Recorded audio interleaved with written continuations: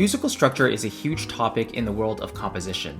There are just so many out there that we could be choosing and using for our music, so in today's video, I want to simplify things and share with you my 3 favorite musical structures that I like to use in my own music. If at any point you want to check out my complete composing and orchestration workflow, I invite you to check out my free workshop down below in the description, and it'll take you through step by step my entire process from going from the initial idea all the way to the polished final master. So with that being said, let's get into the musical structures. The first structure I want to talk about here is a very common video game structure, and essentially it goes like this: A prime, B, C, and then it loops back to A at the very beginning. So to elaborate a little bit, the A section usually is where the main theme is presented. Usually it's a sentence or a period, a really strong theme, because in video games we tend to like to present the musical material, the strongest musical material up front, so it sort of captivates the listener and the player, right? And it gets them wanting to move forward in the level. Then usually an A prime occurs where the original theme is repeated, but there's some slight variation. So maybe that's in the melody, maybe that's in the chord progression a little bit, or maybe that's in the actual instrumentation itself. So the orchestration can change a bit to make it feel a little bit different while the musical material remains the same. So this in effect really strengthens the melody and gets it burned into the player's mind, which is always a good thing. Then we have a B section. So the B, I like to think of it sort of as a bridge, sort of like a small development. So it kind of gives the listener a bit of a break from hearing the main theme all the time, because there's already been the main theme presented, then there's the repetition of the main theme. So the B section sort of serves as a short little break. Then the C section is sort of what I call the chorus. And it's a new section of material that might have an entirely different theme, and it sort of takes us along on the adventure even more. So it's related to the other sections, A and B, but it takes us even further along. So that might include a modulation, that might include some new melodies altogether, some different chord progressions, right? But anything to make that C section a little bit different and feel like it's taking us even further on that adventure. Then at the end of that C section, we go back to the very beginning, we find a loop point, we find some transitional material to maybe modulate back to the original key, and then we go back to the A section. Now, of course, if you're not writing for a video game and you're just writing a standalone piece of music, then you can always find some way to end after the C section if you don't want to continue after that, right? Maybe you do want another A section after the C section, so that maybe after the restatement of the A the third time, then you can end the piece however you like. So that's one of my favorites because it presents a main theme very strongly, it reinforces that main theme, and then we have a slight break with the B section, and then the C section takes us even further on that adventure before wrapping it up in a really beautiful way.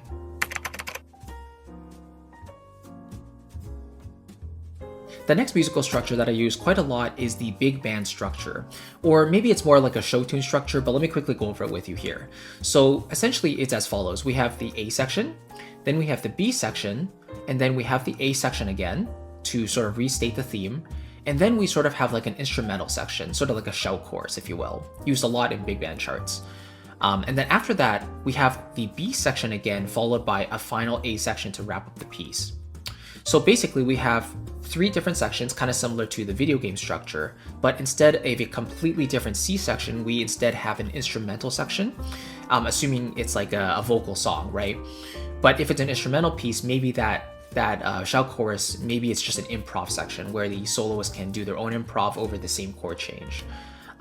So the reason I like this structure a lot is because it states a main theme, and then the B section has that little bit of difference, right? So immediately we get a development of that story. So the A section establishes the main character, the setting, all of that stuff. The B section gives us a little bit of a break. It takes us somewhere else. Then the A section comes back to restate the main theme. So ABA, very common so far. And then we have this sort of shout chorus thing to refresh our brains a little bit. Again, whether that's by taking a break from the vocals, maybe it's just an instrumental section where all the horns are playing or the instruments are playing, and then after that we get the B section again because we've already heard 2 A sections and only 1 B section. So usually I like to follow this up with another B section after the instrumental, and then to wrap things up in a really nice way, I like to bring the A section back one more time, and typically I will modulate this. I might add a little bit of flair to it, I might change something up just to really make it feel like it's the final time, and then I'll end on a big bang. Again, you don't have to follow this exactly how I explained it, right? But it gives you a sense of a structure of how you can alternate between the sections to keep the interest flowing, and you can introduce new ideas every so often if you want to make those repetitions more meaningful and maintain the interest from the listener.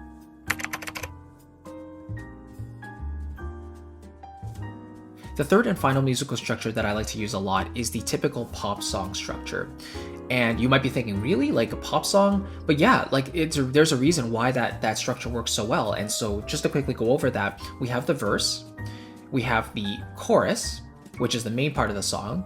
Then we have the second verse, the second chorus, then we have the bridge, and then we have the final chorus. So at its simplest, for a 2 to 3 minute song, that's usually the structure that we go with. Verse, chorus, bridge, chorus. So the verses, their role is basically to set up the story and sort of detail what's happening within the song. The choruses are meant to share the big message of the song, right? Kind of deliver the strongest moments, the hook, the main melody that you're going to be humming over and over in your head. And then the bridge is the sort of break moment, the thing that gives us a little bit of a refresher and tells us that we can think somewhere else for a moment. And then that final chorus comes back and just wraps everything up with that strong moment. Now you might have an intro and an outro at the beginning and the end. You might have pre-choruses before each chorus to kind of ramp us up into the chorus and build that energy. That's totally valid as well. It really just determines or depends on the context of the song, like what will serve the song the best. And that's one of my favorites to use as well, especially if I'm writing a more traditional pop style song.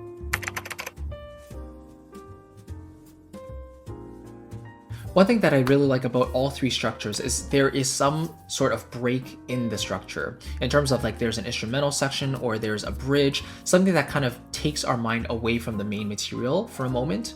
And it's good because it doesn't allow our brain to get too tired, right? Not like overly exposed to the same material all the time.